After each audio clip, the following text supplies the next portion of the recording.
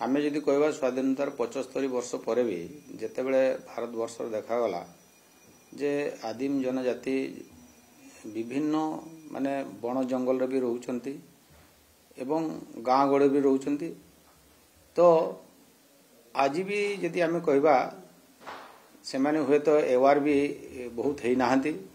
तांकर अनेक क्षेत्र रे से माने पछुआ अछंती। एमती कि तांको गाँ रे रोड कम्युनिकेशन पहुंची पारिनी,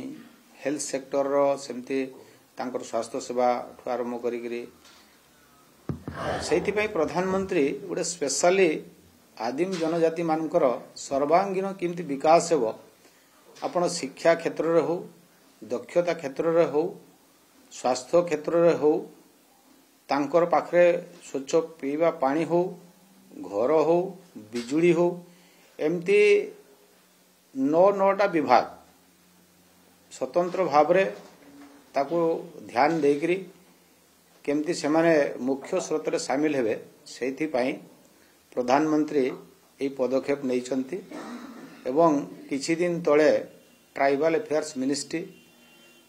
नोड जो विभाग जो काम करिवे तांकु नेकरी गोटे वर्कशॉप मध्ये हेइथिला एवं तांकर गोटे ब्लूप्रिंट तयारी हेइची केमती से माने जाई कि से काम सब करिवे। आउ